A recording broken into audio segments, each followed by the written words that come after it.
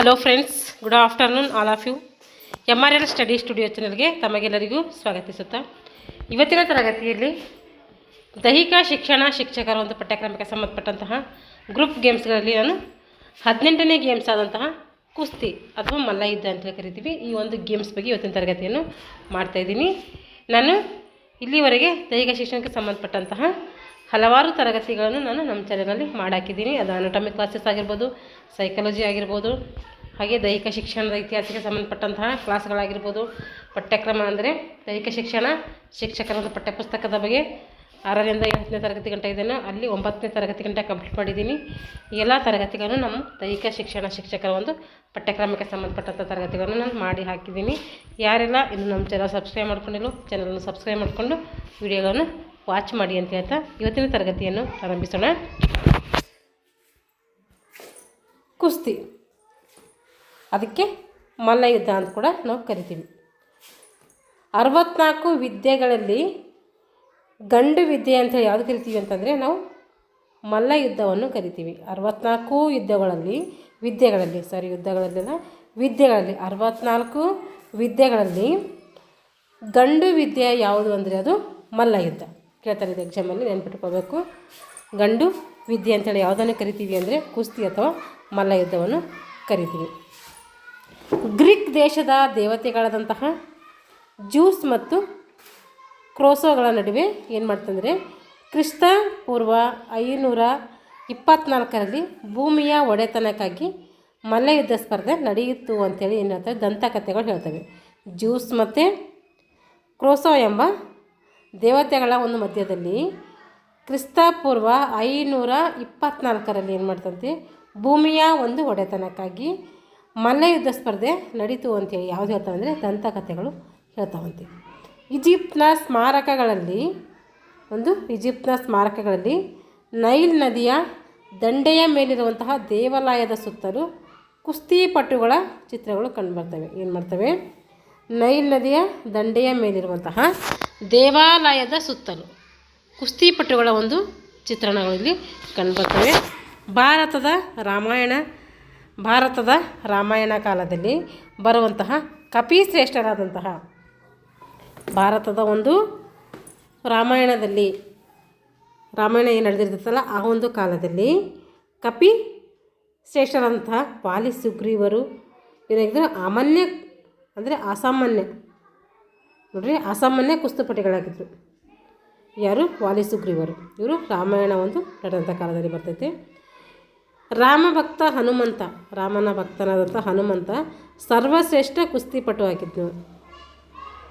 ಹನುಮಂತ ಒಬ್ಬ ಕುಸ್ತಿಪಟು ಆಗಿದ್ದನು. ಇವಾಗೂ ಕೂಡ ಹನುಮಂತ ಒಂದು ದೇವಸ್ಥಾನದಲ್ಲಿ ಏನಿದ್ದಾವೆ ಕುಸ್ತಿಪಟುಗಳು ಏನು ಮಾಡ್ತಾರೆ, ಆ ಒಂದು ದೇವರ ಸಮ್ಮುಖದಲ್ಲಿ ಕುಸ್ತಿಯನ್ನು ಪ್ರಾಕ್ಟೀಸ್ ಮಾಡ್ತಾರೆ. ಅವನೇ ಮಲ್ಲರಿಗೆಲ್ಲರಿಗೂ ಆರಾಧ್ಯ ದೈವ. ನೋಡಿರಿ, ಮಲ್ಲಯುದ್ಧ ಮಾಡಿರುವಂತಹ ಆರಾಧ್ಯ ದೈವ ಯಾರಪ್ಪ ಅಂದರೆ ಅವರು ಹನುಮಂತ. ಹಾಗೆ ಮಹಾಭಾರತದ ಭೀಮ, ಜರಾಸಂಧ, ದುರ್ಯೋಧನ, ಕಿಚಕ ಮಹಾನ್ ಕುಸ್ತಿಪಟುಗಳು ಮೈಸೂರು ರಾಜ್ಯದ ಅರಸರಾದಂತಹ ರಣಧೀರ ಕಂಠೀರವ ಮುಮ್ಮಡಿ ಕೃಷ್ಣರಾಜ ಒಡೆಯರು ಅತ್ಯಂತ ಶ್ರೇಷ್ಠ ಕುಸ್ತಿಪಟುಗಳಾಗಿದ್ದರು. ಇವರೇನು ನೋಡಿದ್ರು? ಇವರೆಲ್ಲ ಯಾರು? ಭೀಮ ಆಗಿರ್ಬೋದು, ಜರಾಸಂಧ, ದುರ್ಯೋಧನ, ಕಿಚಕ, ಇವರೆಲ್ಲ ಮಹಾನ್ ಕುಸ್ತಿಪಟುಗಳು. ಮೈಸೂರು ರಾಜ್ಯದ ಅರಸರಾದಂತಹ ರಣಧೀರ ಕಂಠೀರವ ಆಗಿರ್ಬೋದು, ಮುಮ್ಮಡಿ ಕೃಷ್ಣರಾಜ ಒಡೆಯರಾಗಿರ್ಬೋದು, ಇವರು ಕೂಡ ಅತ್ಯಂತ ಶ್ರೇಷ್ಠ ಕ್ರೀಡಾಪಟುಗಳಾಗಿದ್ದರು. ರಣಧೀರ ಕಂಠೀರವ ಮಹಾರಾಜರು ಮದ ತುಂಬಿದ ಆನೆಯನ್ನು ಏನು ಮಾಡಿದ್ರು? ಅವರು ಸೋಲಿಸಿದಂಥ ಒಂದು ಇತಿಹಾಸ ಕಂಡುಬರ್ತೈತಿ. ರಣಧೀರ ಕಂಠೀರವ ಮಹಾರಾಜರು ಮದ ತುಂಬಿದಂತಹ ಒಂದು ಆನೆಯನ್ನು ಸೋಲಿಸಿದಂಥ ಒಂದು ಇತಿಹಾಸ ಏನು ಮಾಡ್ತೈತೆ ಇದರಲ್ಲಿ ಕಂಡುಬರ್ತೈತೆ. ಕೆಲವು ಮಣ್ಣಿನ ಅಖಾಡದಲ್ಲಿ ಕುಸ್ತಿ ನಡೀತೈತೆ. ಏನು ಮಾಡ್ತೈತೆ? ಕೆಲವು ಮಣ್ಣಿನ ಅಖಾಡದಲ್ಲಿ ಏನು ಮಾಡ್ತೈತೆ? ಕುಸ್ತಿ ನಡೀತೈತೆ. ಕೆಲವು ಮಣ್ಣಿನ ಹಾವಿನ ಹುತ್ತದಿಂದ ತಯಾರಿಸಿದರು. ಏನು ಮಾಡಿದರು? ಕೆಲವು ಮಣ್ಣಿನ ಅಖಾಡದಲ್ಲಿ ಕುಸ್ತಿ ನಡೀತೈತೆ. ಕೆಲವು ಮಣ್ಣಿನ ಹಾವಿನ ಹುತ್ತದಿಂದ ಏನು ಮಾಡ್ತಾಯಿದ್ರು ಅಂದರೆ ಒಂದು ಅಖಾಡಗಳನ್ನು ನಿರ್ಮಾಣ ಮಾಡ್ತಾಯಿದ್ರು. ಆ ಮಣ್ಣಿನಲ್ಲಿ 64 ದ್ರವ್ಯಗಳ ಮಿಶ್ರಣ ಬರ್ತೈತೆ. ಏನು ಕುಸ್ತಿಪಟುಗಳು ಅಥವಾ ಮಲ್ಲಯುದ್ಧ ನಡೀತೈತೋ ಆ ಒಂದು ಮಣ್ಣನ್ನು ರೆಡಿ ಮಾಡ್ತಾರಲ್ಲ, ಆ ಒಂದು ಮಣ್ಣು ಏನು ಮಾಡ್ತಾರಂತೆ 64 ದ್ರವ್ಯಗಳು ಹಾಕಿರ್ತಾರೆ. 64 ವಸ್ತುಗಳನ್ನು ಮಾಡ್ತಾರೆ, ಮಿಶ್ರಣ ಮಾಡ್ತಾರೆ. ಉದಾಹರಣೆ ಹೇಳಬೇಕಾದ್ರೆ ಶೇಂಗಾ ಎಣ್ಣೆ ಹಾಕ್ತಾರೆ, ಕರ್ಪೂರ, ಹಾಗೆ ನಿಂಬೆ ಹಣ್ಣಿನ ರಸ, ಕುಂಕುಮ, ಕೇಸರಿ ಮತ್ತು ಇಷ್ಟೆಲ್ಲ ಏನು ಮಾಡ್ತಾರೆ, ಮಿಕ್ಸ್ ಮಾಡ್ತಾರೆ. ಇದರಲ್ಲಿ ಆ ಒಂದು 64 ದ್ರವ್ಯಗಳಲ್ಲಿ ಶೇಂಗಾ ಎಣ್ಣೆ, ಕರ್ಪೂರ, ನಿಂಬೆಹಣ್ಣಿನ ರಸ, ಕುಂಕುಮ, ಕೇಸರಿ ಇದೆಲ್ಲ ನಾವು ಏನಾದರೂ ಒಂದು ಜಾತ್ರೆಗಳು ನಡೆದರೆ ಅಲ್ಲೆಲ್ಲ ಏನು ಮಾಡ್ತಾರೆ, ಕುಸ್ತಿ ಒಂದು ಸ್ಪರ್ಧೆ ಇಟ್ಟಿದ್ರಂದರೆ ಅಲ್ಲೆಲ್ಲ ಇವೆಲ್ಲ ನಾವು ನೋಡ್ಬೋದು. ಅಲ್ಲಿ ದೊಡ್ಡ ದೊಡ್ಡ ಜಾತ್ರೆಯಲ್ಲಿ ಇದೆಲ್ಲ ಇಟ್ಟಿರ್ತಾರೆ. ಹಾಗಾದರೆ ಗರುಡ ಅಂದರೆ ಏನು ಅಂತಂದರೆ ಅಂಗರಕ್ಷಕ. ಇದು ಕೂಡ ಓಲ್ಡ್ ಕ್ವಶನ್ ಪೇಪರಲ್ಲಾಗಿದೆ. ಗರುಡ ಅಂದರೆ ಏನು ಅಂದರೆ ಅದು ಅಂಗರಕ್ಷಕ. ಅಂಗರಕ್ಷಕರಿಗೆ ಮಲ್ಲವಿದ್ಯೆಯೇ ಜ್ಞಾನ ಅವಶ್ಯ. ಅದನ್ನು ಕಲಿಸುವ ಸ್ಥಳಕ್ಕೆ ಏನಂತೀವಿ ನಾವು, ಗರಡಿ ಮನೆ ಅಂತೇಳಿ ಕರಿತೀವಿ. ಅಂಗರಕ್ಷಕರಿಗೆ ಮಲ್ಲವಿದ್ಯೆಯ ಜ್ಞಾನ ಅವಶ್ಯಕವಾಗಿರಬೇಕು.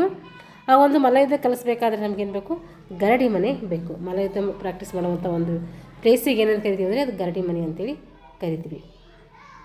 ಮುನ್ನುಗ್ಗುವ ಸಾಹಸ ಪ್ರವೃತ್ತಿಯನ್ನು ಬಳಸುವ ಕುಸ್ತಿ ಕಲೆಯಿಂದ ಶರೀರದ ಪ್ರತಿಯೊಂದು ಅಂಗಗಳಿಗೆ ವ್ಯಾಯಾಮ ಏನು ದೊರಕ್ತದೆ.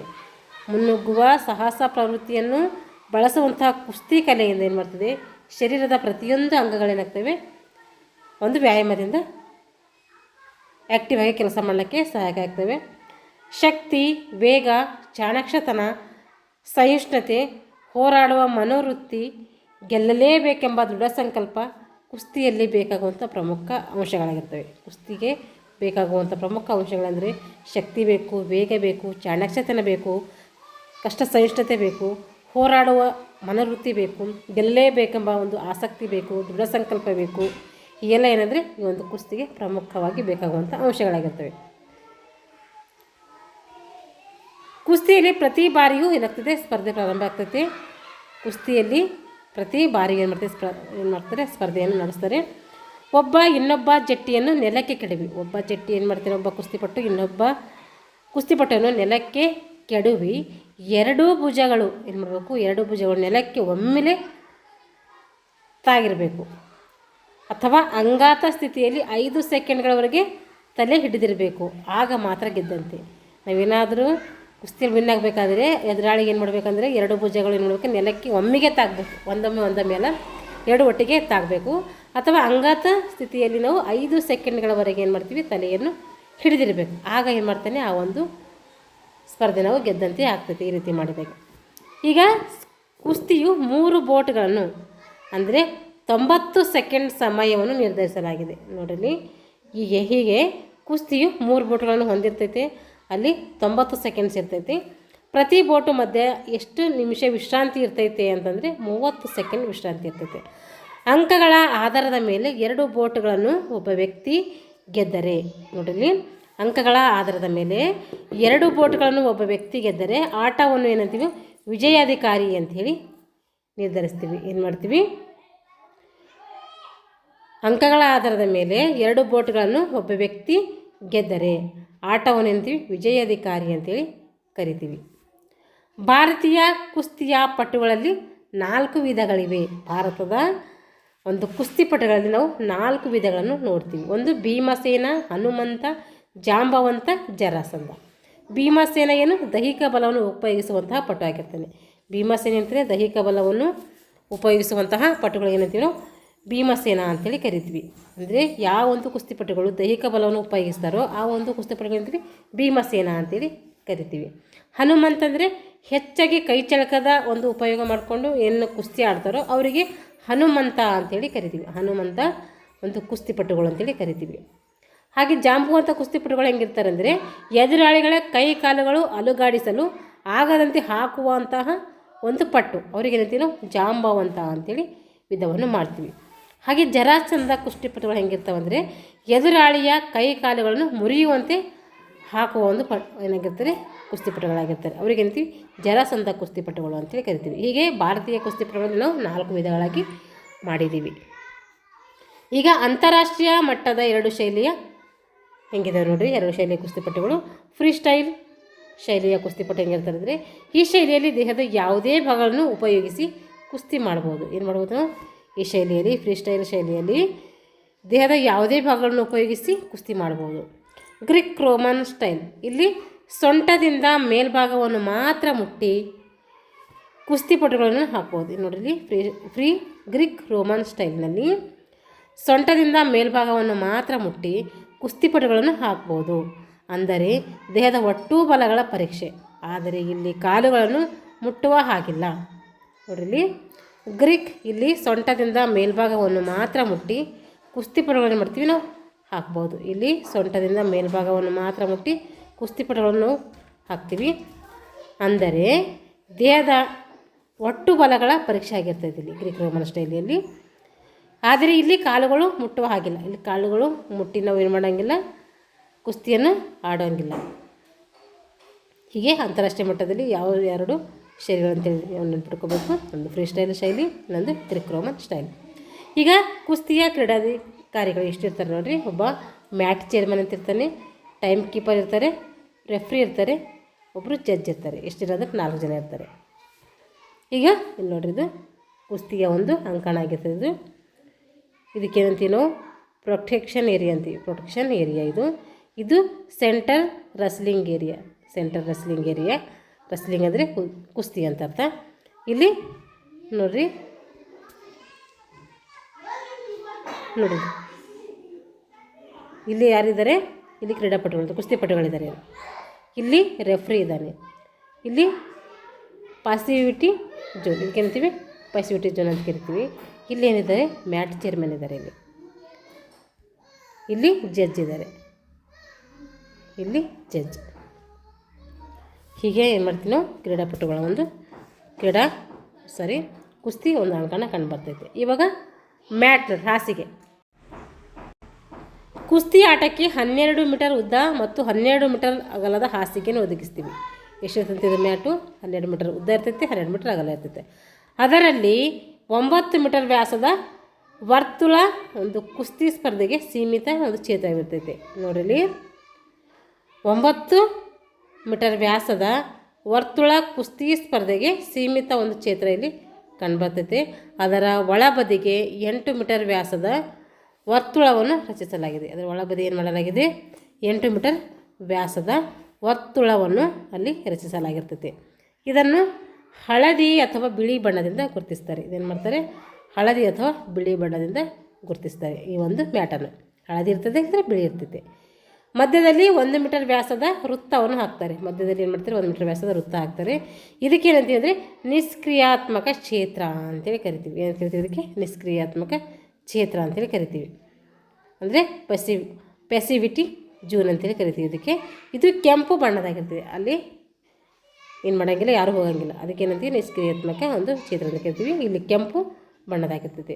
9 ಮೀಟರ್ನ ಒಂದು ವರ್ತುಲದ ಹೊರಬದಿಗೆ ಸುತ್ತಲೂ ಏನು ಮಾಡ್ತಾರೆ, ಕನಿಷ್ಠ 1.20 ಮೀಟರ್ನ ಒಂದು ರಕ್ಷಣಾ ಕ್ಷೇತ್ರವನ್ನು ಕೂಡ ಹಾಕಿರ್ತಾರೆ. ಎಷ್ಟು ರಕ್ಷಣಾ ಕ್ಷೇತ್ರ? ಎಷ್ಟು? 1.20 ಮೀಟರ್ನ ಒಂದು ರಕ್ಷಣಾ ಕ್ಷೇತ್ರವನ್ನು ಇಲ್ಲಿ ಹಾಕಿರ್ತಾರೆ. ಕುಸ್ತಿಯ ಅಂಕಣದ ಹೊರಗೆ ಒಂದು ಮೂಲೆಯಲ್ಲಿ ಏನು ಮಾಡ್ತಾರೆ, ಕೆಂಪು ಹಾಗೂ ಇನ್ನೊಂದು ಮೂಲೆಯಲ್ಲಿ ನೀಲಿ ಬಣ್ಣ ಹಾಕಿರ್ತಾರೆ. ಈ ರೀತಿ ಮ್ಯಾಟ್ ಇದೆ ಅಂದರೆ ಒಂದು ಬಲೆಯಲ್ಲಿ ಏನು ಹಾಕಿರ್ತಾರೆ, ಕೆಂಪು ಹಾಕ್ತಾರೆ, ಒಂದು ಬಲೆಯಲ್ಲಿ ನೀಲಿ ಹಾಕಿರ್ತಾರೆ. ಇವು ಸ್ಪರ್ಧಾಳುಗಳನ್ನು ಕುಳಿತುಕೊಳ್ಳುವಂತಹ ಸ್ಥಳಗಳಿದೆ. ಇಬ್ಬರು ಒಂದು ಕ್ರೀಡಾಪಟುಗಳು ಏನು ಮಾಡ್ತಾರೆ, ಕುಸ್ತಿಪಟುಗಳು ಅಲ್ಲಿ ಕೂತ್ಕೊಳ್ತಾರೆ. ಅವರಿಗೆ ಮಾಡಿರುವಂಥ ಒಂದು ಪ್ಲೇಸ್ಗಳು. ಎತ್ತರವಾದ ವೇದಿಕೆಯನ್ನು ನಿರ್ಮಿಸುವ ಸಂದರ್ಭದಲ್ಲಿ ವೇದಿಕೆ ಎತ್ತರ ಎಷ್ಟಿರಬೇಕು ಅಂದರೆ 1.20 ಮೀಟರ್ಗಿಂತ ಹೆಚ್ಚಿರಬಾರದು. ಹಾಗೂ ಬಾಕ್ಸಿಂಗ್ ಸ್ಪರ್ಧೆಗೆ ಉಪಯೋಗಿಸುವಂತೆ ಕಂಬಗಳನ್ನು ಇಲ್ಲಿ ಏನು ಮಾಡೋಂಗಿಲ್ಲ, ಉಪಯೋಗಿಸುವ ಆಗಿಲ್ಲ. ಇಲ್ಲಿ ಹೆಂಗೆ ಆಟ ಆಡಬೇಕು, ಇದರ ನಿಯಮಗಳೇನು ಅಂತೇಳಿ ನೋಡ್ರಿ. ಬೋರ್ಡ್ನಲ್ಲಿ ಇಬ್ಬರಿಗೂ ಅಂಕ ಬರದಿದ್ದ ಒಂದು ಪಕ್ಷದಲ್ಲಿ ಇಬ್ಬರಿಗೂ ಏನಾದರೂ ಅಂಕಗಳು ಬರಲಿಲ್ಲ ಅಂತಂದರೆ ಅವಾಗೇನು ಮಾಡ್ತಾರೆ, ಕ್ಲಿಂಚ್ ಪದ್ಧತಿಯನ್ನು ಇಲ್ಲಿ ಅಳವಡಿಸ್ತಾರೆ. ಏನು ಹಂಗಾದರೆ ಕ್ಲಿಂಚ್ ಅಂದರೆ ಏನು ಅಂತಂದರೆ, ಕೆಂಪು ಮತ್ತು ನೀಲಿ, ರೆಡ್ ಔಟ್ ಬ್ಲೂ ಎರಡು ಮುಖಗಳಿರುವಂಥ ಒಂದು ನಾಣ್ಯವನ್ನು ಚಿಮ್ಮುವುದರ ಮೂಲಕ ಏನು ಮಾಡ್ತಾರೆ, ಯಾರು ಟಾಸ್ ಗೆಲ್ಲುವರೋ ಅವರು ಏನು ಮಾಡ್ತಾರೆ, ಕ್ಲಿಂಚ್ ಸ್ಥಿತಿಗೆ ಕುಳಿತುಕೊಳ್ತಾರೆ. ಕ್ಲಿಂಚ್ ಪದ್ಧತಿಯಲ್ಲಿ 30 ಸೆಕೆಂಡ್ ಏನು ಮಾಡ್ತಾರೆ, ಜಯಶೈಲಿಯಲ್ಲಿ ಅವರನ್ನು ನಾವು ನಿರ್ಧಾರ ಮಾಡ್ತೀವಿ. ಯಾರು ವಿನ್ ಆಗ್ತಾರೆ ಅವರನ್ನು 30 ಸೆಕೆಂಡ್ಗಳಲ್ಲಿ ನಾವು ನಿರ್ಧಾರ ಮಾಡಬೇಕು. 1.5 ನಿಮಿಷದ ಅಂದರೆ 90 ಸೆಕೆಂಡ್ 3 ಅವಧಿಗಳಲ್ಲಿ ಪಂದ್ಯ ಏನು ಮಾಡಬೇಕು, ಇಲ್ಲಿ ಆಡಿಸ್ಬೇಕು. ಅವ್ರ ನಡುವೆ 30 ಸೆಕೆಂಡ್ಗಳೇನಿರಬೇಕು, ವಿರಾಮ ಇರಬೇಕು. ಇಷ್ಟಿರಬೇಕು, 30 ಸೆಕೆಂಡ್ಗಳ ವಿರಾಮ ಅಲ್ಲಿ ಕಂಡುಬರಬೇಕು. ಸ್ಪರ್ಧೆಯಲ್ಲಿ ಕುಸ್ತಿಪಟುವು ನಿಗದಿತ ವೇಳೆಯೊಳಗೆ ಚಿತ್ ಮಾಡದಿದ್ದರೆ, ಏನು ಸ್ಪರ್ಧೆ ನಡೀತೈತಲ್ಲ ಆ ಒಂದು ಸ್ಪರ್ಧೆ ಒಳಗಡೆ ಏನಾದರೂ ನಿಗದಿತ ಒಂದು ಸಮಯದಲ್ಲಿ ಚಿತ್ ಮಾಡಿದರೆ, ಇಬ್ಬರು ಒಂದು ಆಟಗಾರರಲ್ಲಿ ಯಾರಾದರೂ ಒಬ್ಬರು ಚಿತ್ ಮಾಡಬೇಕು. ಮಾಡದಿದ್ದರೆ ಅಂಕಗಳ ಆಧಾರದ ಮೇಲೆ ಏನು ಮಾಡ್ತಾರೆ, ಅದರಲ್ಲಿ ವಿಜೇತರನ್ನು ಗುರುತಿಸ್ತಾರೆ. ಯಾರು ಜಾಸ್ತಿ ಅಂಕ ಇರ್ತೈತೆ ಅವ್ರಿಗೆ ಏನು ಮಾಡ್ತಾರೆ, ವಿಜೇತರಾಗಿ ಗುರುತಿಸ್ತಾರೆ. ಈಗ ರಿಪೇಜ್ ಅಂದರೆ ಪ್ರಥಮ ಸ್ಥಾನ ಗಳಿಸಿರುವಂತಹ ವ್ಯಕ್ತಿಯ ಕೆಳಗಡೆ ಸೋತಂತಹ ಎಲ್ಲ ಆಟಗಾರರನ್ನು ಆಡಿಸಿ ಒಂದು ತೃತೀಯ ಸ್ಥಾನವನ್ನು ಹಾಗೆಯೇ ದ್ವಿತೀಯ ಸ್ಥಾನವನ್ನು ಪಡೆದ ಆಟಗಾರರಿಂದ ಸೋತಂತಹ ತೃತೀಯ ಸ್ಥಾನವನ್ನು ನಿರ್ಧರಿಸ್ತೀವಿ. ಏನು ಮಾಡ್ತೀವಿ? ರಿಪೇಜ್ ಅಂದರೆ ಪ್ರಥಮ ಸ್ಥಾನ ಗಳಿಸಿರುವ ವ್ಯಕ್ತಿಯ ಕೆಳಗಡೆ ಸೋತಂತಹ ಎಲ್ಲ ಆಟಗಾರರನ್ನು ಆಡಿಸಿ, ಯಾರು ವಿನ್ ಆಗ್ತಾರೋ ಅವ್ರ ಕೆಳಗಡೆ ಏನು ಮಾಡ್ತೀವಿ? ಸೋತಂತಹ ಎಲ್ಲ ಆಟಗಾರರನ್ನು ಆಡಿಸಿ ಒಂದು ತೃತೀಯ ಸ್ಥಾನವನ್ನು ಏನು ಮಾಡ್ತೀವಿ? ನಾವು ತೆಗಿತೀವಿ. ಹಾಗೆ ದ್ವಿತೀಯ ಸ್ಥಾನ ಪಡೆದ ಆಟಗಾರರಿಂದ ಸೋತಂತಹ ತೃತೀಯ ಸ್ಥಾನವನ್ನು ಏನು ಮಾಡ್ತೀವಿ? ನಾವು ನಿರ್ಧಾರ ಮಾಡ್ತೀವಿ. ಒಟ್ಟಾಗಿ ಏನು ಮಾಡ್ತೀವಿ? ಇಲ್ಲಿ 2 ತೃತೀಯ ಸ್ಥಾನಗಳನ್ನು ಇಡ್ತೀವಿ. ಇದನ್ನು ರಿಪೇಜ್ ಅಂತ ಕರಿತೀವಿ. ಏನು ಮಾಡ್ತೀವಿ? ಸರಿ ಹೇಳ್ತೀನಿ ನೋಡ್ರಿ. ಇದು ರಿಪೇಜ್ ಅಂದರೆ ಏನಂದರೆ ಪ್ರಥಮ ಸ್ಥಾನ ಗಳಿಸಿರುವ ವ್ಯಕ್ತಿಯ ಕೆಳಗಡೆ ಏನು ಮಾಡ್ತೀವಿ? ಅವರು ಈಗ ಇಬ್ಬರು ಇರ್ತಾರಲ್ಲ ಅಲ್ಲಿ ಸೆಕೆಂಡ್ ಅವ್ರಿಗೆ ಕೊಡಬೇಕಾಗಿತ್ತು, ಆದರೆ ಸೆಕೆಂಡ್ ಕೊಡೋದಿಲ್ಲ. ಇಲ್ಲಿ ಫಸ್ಟ್ ವಿನ್ ಆಗಿದ್ರೆ ಫಸ್ಟ್ ಕೊಡ್ಬೇಕು, ಸೆಕೆಂಡ್ ಕೊಡಬೇಕಲ್ಲ, ಹಂಗಿಲ್ಲ. ಅವರಿಬ್ಬರಿಗೆ ಅಂದರೆ ಯಾರು ಪ್ರಥಮ ವಿನ್ ಆಗಿರ್ತಾರೋ ಅವ್ರ ಕೈ ಕೆಳಗೆ ಯಾರು ಸೋಲ್ತಾರೋ ಅವರಿಗೆ ಸೋತಂತಹ ಆಟಗಾರರನ್ನು ಆಡಿಸಿ ಏನು ಮಾಡ್ತಾರಲ್ಲಿ? ಒಂದು ತೃತೀಯ ಸ್ಥಾನವನ್ನು ತೆಗಿತಾರೆ. ಹಾಗೆ ದ್ವಿತೀಯ ಸ್ಥಾನ ಪಡೆದ ಆಟಗಾರರಿಂದ ಏನು ಮಾಡ್ತೀರಿ? ಸೋತಂತಹ ತೃತೀಯ ಸ್ಥಾನವನ್ನು ಏನು ಮಾಡ್ತಾರೆ? ನಿರ್ಧಾರ ಮಾಡ್ತಾರೆ. ಒಟ್ಟಾರೆ ಏನು ಮಾಡ್ತೀವಿ ಅಂದರೆ 2 ತೃತೀಯ ಸ್ಥಾನಗಳನ್ನು ನೀಡ್ತಾರೆ. ಇದನ್ನು ರಿಪೇಜ್ ಅಂತೇಳಿ ಕರಿತೀವಿ. ಅಂದರೆ ಇಲ್ಲಿ ಏನು ಮಾಡ್ತೀವಿ? 2 ತೃತೀಯ ಸ್ಥಾನವನ್ನು ಕೊಡ್ತೀವಿ. ಅಲ್ಲಿ ಪ್ರಥಮ ಸ್ಥಾನ ಜೊತೆ ಆಡಿದರಿಗೆ ಅಲ್ಲಿ ಏನು ಮಾಡ್ತಾರೆ? ಅವರು ಪ್ರಥಮ ಸ್ಥಾನ ತೆಗೆದುಬಿಟ್ಟು ಆಮೇಲೆ ಅವ್ರ ಕೆಳಗಡೆ ಎಷ್ಟು ಜನ ಸೋತಿರ್ತಾರೆ ಅಲ್ಲಿ ಸೋತಿಯಲ್ಲಿ ಒಂದು ತೃತೀಯ, ಹಾಗೆ ದ್ವಿತೀಯ ಒಂದು ಸ್ಥಾನ ಪಡ್ಕೊಂಡಿರ್ತಾರಲ್ಲ ಆ ಒಂದು ದ್ವಿತೀಯ ಸ್ಥಾನ ಪಡ್ಕೊಂಡರಲ್ಲಿ ಅವ್ರ ಕೆಳಗಡೆ ಎಷ್ಟು ಜನ ಸೋತಿರ್ತಾರೋ ಅವ್ರಲ್ಲಿ ಏನು ಮಾಡ್ತಾರೆ? ಒಂದು ತೃತೀಯ ಸ್ಥಾನ ತೆಗಿತಾರೆ. ಈ ರೀತಿ 2 ತೃತೀಯ ಸ್ಥಾನವನ್ನು ಕೊಡ್ತಾರೆ. ನೀವು ನೀಟಾಗಿ ಒಂದ್ಸರಿ ಓದ್ಕೊಟ್ಟು ಗೊತ್ತಾಗ್ತೈತೆ. ಈಗ ಕುಸ್ತಿಯ ಸ್ಟೈಲ್ಗಳು ನೋಡ್ರಿ. ಇಲ್ಲಿ free style, Greek Roman style, ಹಾಗೆ ಸೋಮೋ ರಸ್ಲಿಂಗ್. ಸೋಮೋ ಕ್ರೀಡಾಪಟುಗಳು ಒಂದು ಕ್ರೀಡಾಪಟುಗಳು ಏನು ಮಾಡ್ತಾರೆ? ಇವರು ಹೆಚ್ಚಾಗಿ ಅತಿ ಬಲಿಷ್ಠವಾದಂಥ ಒಬ್ಬರು ಕ್ರೀಡಾಪಟುಗಳಾಗಿರ್ತಾರೆ. ಸೋಮೋ ಕ್ರೀಡಾಪಟುಗಳು ಎಲ್ಲಿ ಕಂಡು ಬರ್ತಾರೆ ಅಂತ ಕೇಳ್ತಾರೆ. ಅವರು ಜಪಾನ್ನಲ್ಲಿ. ಅದು ಅವ್ರು ಏನು ಮಾಡ್ತಾರೆ? ಸೋಮೋ ಒಂದು ಕುಸ್ತಿಗೆ ಸಂಬಂಧಪಟ್ಟಂತಹ ಕ್ರೀಡಾಪಟುಗಳಾಗಿರ್ತವೆ. ಇಲ್ಲಿ ಸಮಯ ಹೆಂಗೆ ಮಾಡ್ತಾರೆ ನೋಡ್ರಿ. ಇಲ್ಲಿ ಒಂದು ಸಿಂಗಲ್ ಸುತ್ತಿಗೆ 6 ನಿಮಿಷ ಕೊಡ್ತಾರೆ. ಒಂದು ಸಿಂಗಲ್ ಸುತ್ತಿದೆ ಅಂದರೆ ಅಲ್ಲಿ 6 ನಿಮಿಷವನ್ನು ಕೊಡ್ತಾರೆ. ನಾವಿಲ್ಲಿ ಏನು ಗಮನಿಸಬೇಕಂದ್ರೆ ರೆಫ್ರಿ ಆದವರು ಬಲ ಕೈಗೆ ರೆಡ್ ರಿಸ್ಟ್ ಅಂದರೆ ರೆಡ್ ಬ್ಯಾಂಡ್ ಹಾಕೋತಾರೆ. ಏನು ಹಾಕೋತಾರೆ? ರೆಫ್ರಿ ಆಗಿರ್ತಾರೆ ಅವರು, ಅವ್ರ ಕೈಗೆ ಏನಿರ್ತಾರೆ? ಬಲ ಕೈಗೆ ಒಂದು ರೆಡ್ ಕಲರ್ ಬ್ಯಾಂಡ್ ಹಾಕಿರ್ತಾರೆ. ಹಾಗೆ ಎಡ ಕೈಗೆ ಏನು ಮಾಡ್ತಾರೆ? ಅವ್ರಿಗೆ ಬ್ಲೂ ಕಲರ್. ಎಡಗೈಗೆ ಬ್ಲೂ ಹಾಕಿದರೆ ಬಲಗೈಗೆ ರೆಡ್ ಹಾಕ್ತಾರೆ ರೆಫ್ರಿಗೆ. ನಂಬರ್ ಬೆಟ್ಸ್ ಜಡ್ಜ್ ಹತ್ತಿರ ಏನಾಗಿರುತ್ತೆ? 11 ಮ್ಯಾಟ್ ಚೇರ್ಮನ್ ಹತ್ತಿರ 11 ಇರಬೇಕು. ನೋಡಿ ಇಲ್ಲಿ ನಂಬರ್ಸ್ ಬೆಟ್ಸ್ ಜಡ್ಜ್ ಹತ್ತಿರ ಇರಬೇಕು 11 ಇರಬೇಕು. ಮ್ಯಾಟ್ ಚೇರ್ಮನ್ ಹತ್ತಿರ ಎಷ್ಟು ಇರಬೇಕಂದ್ರೆ ನಂಬರ್ ಬೆಟ್ಸ್ ಅಲ್ಲಿ 11 ಇರಬೇಕು. ಕುಸ್ತಿಯಲ್ಲಿ ರೆಫ್ರಿ ರೆಡ್ ಮತ್ತು ಬ್ಲೂ, ಕೆಂಪು ಮತ್ತು ನೀಲಿ ಬಣ್ಣದ ಬ್ರಾಡ್ಜ್ಗಳನ್ನು ಬಳಸ್ತಾರೆ. ಇವರು ರೆಫ್ರಿಗೆ ಹಾಕಿರುವಂಥ 1-2 ಬ್ಯಾಂಡ್ಗಳು. ಈಗ IWF.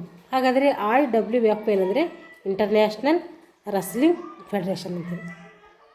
ಈಗ ರಸ್ಲಿಂಗ್ ಫೆಡರೇಷನ್ ಆಫ್ ಇಂಡಿಯಾ ಯಾವಾಗ ಸ್ಥಾಪನೆ ಆಯ್ತು ಅಂದರೆ 1948ರಲ್ಲಿ ಸ್ಥಾಪನೆ ಆಗ್ತಿದೆ.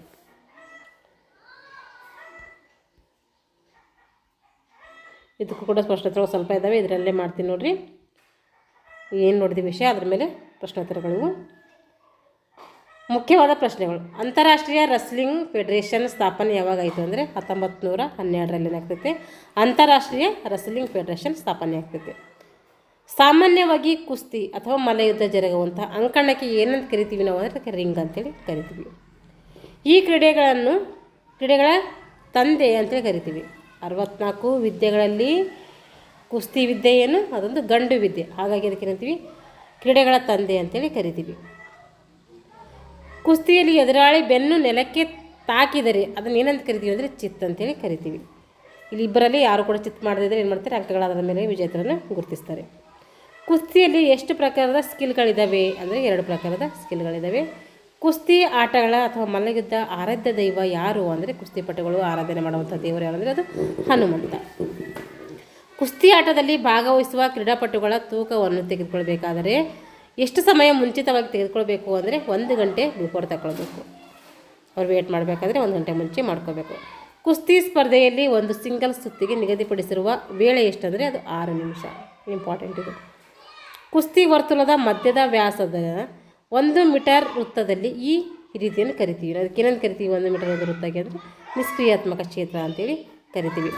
ಕ್ಲಿಂಚ್, ರಿಪೇಜ್, ಬೋಟ್ ಎದಕ್ಕೆ ಸಂಬಂಧಿಸಿದ್ದೇವೆ, ಯಾವ ಕ್ರೀಡೆಗೆ ಸಂಬಂಧಿಸಿದ್ದೇವೆ ಅಂತ ಎಕ್ಸಾಮಲ್ಲಿ ಕೇಳ್ತಾರೆ. ಅದು ಕುಸ್ತಿಗೆ.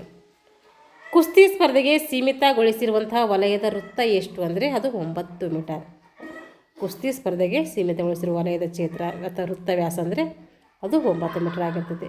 ಕುಸ್ತಿಯಲ್ಲಿ ಎಷ್ಟು ಪ್ರಕಾರಗಳ ನಾವು ಪ್ರದರ್ಶನ ಮಾಡ್ಬೋದು ಅಂದರೆ 3 ಒಂದು ಸ್ಟೈಲಲ್ಲಿ ಪ್ರದರ್ಶನ ಮಾಡ್ಬೋದು. ಕುಸ್ತಿ ಆಟದ ಒಂದು ಮೈದಾನದ ವಿಸ್ತೀರ್ಣ ಎಷ್ಟಿರ್ತೈತಿ ಅಂದರೆ 12 ಮೀಟರ್ ಉದ್ದ ಇರ್ತೈತೆ, 12 ಮೀಟರ್ ಅಗಲ ಇರ್ತೈತೆ. ಭಾರತದ ಕೇಸರಿ ಪುರಸ್ಕಾರವನ್ನು ಯಾವ ಆಟದ ವಿಜೇತರಿಗೆ ನೀಡ್ತೀವಿ ಅಂದರೆ ಅದು ಕುಸ್ತಿಪಟುಗಳಿಗೆ ನೀಡ್ತೀವಿ. ದಾರಾ ಸಿಂಗ್ ಮತ್ತು ಗಾಮೋವರ್ ಪ್ರಸಿದ್ಧಿ ಪಡೆದಂಥ ಕ್ರೀಡೆ ಯಾವುದಂದರೆ ಅದು ಕುಸ್ತಿ. ಯಾರು? ದಾರಾ ಸಿಂಗ್ ಮತ್ತು ಗಾಮೋರ್ ಅವರು ಒಂದು ಕುಸ್ತಿಗೆ ಸಂಬಂಧಪಟ್ಟಂಥ ಕ್ರೀಡಾಪಟುಗಳಾಗಿರ್ತಾರೆ. ಕುಸ್ತಿ ಆಟಕ್ಕಾಗಿ ಬೇಕಾಗಿರುವ ಕನಿಷ್ಠ ವಯಸ್ಸು ಎಷ್ಟಂದರೆ 18 ವರ್ಷ. ಕುಸ್ತಿಯ ಸ್ಪರ್ಧೆಯಲ್ಲಿ ಸೊಂಟದ ಕೆಳಗೆ ಯಾವ ಬಗೆಯ ಪಟ್ಟುಗಳನ್ನು ಈ ಶೈಲಿಯಲ್ಲಿ ಉಪಯೋಗಿಸುವಂತಿಲ್ಲ ಅಂದರೆ ಗ್ರೀಕ್ ರೋಮನ್. ಕುಸ್ತಿಯ ಸ್ಪರ್ಧೆಯಲ್ಲಿ ಸೊಂಟದ ಕೆಳಗೆ ಯಾವ ಬಗೆಯ ಪಟ್ಟುಗಳನ್ನು ಈ ಶೈಲಿಯಲ್ಲಿ ಉಪಯೋಗಿಸುವಂತಿಲ್ಲ ಅಂದರೆ ಗ್ರೀಕ್ ರೋಮನ್. ಕುಸ್ತಿಯಲ್ಲಿ ವೆಲ್ಟರ್ ವೇಟ್ ವಿಭಾಗದ ತೂಕ ಎಷ್ಟು ಅಂದರೆ 74 kg. ಕುಸ್ತಿಯಲ್ಲಿ ವೆಲ್ಟರ್ ವೇಟ್ ವಿಭಾಗದ ಒಂದು ತೂಕ ಎಷ್ಟು ಅಂತ ಕೇಳ್ತಾರೆ. ಅದು 74 kg ಆಗಿರ್ತೈತಿ. ಇಷ್ಟೇನು ಮಾಡಿದ್ದೀವಿ ಅಂದರೆ ನಾವು ಕುಸ್ತಿ ಬಗ್ಗೆ ಸವಿವರವಾಗಿ ತಿಳ್ಕೊಂಡಿದ್ದೀವಿ.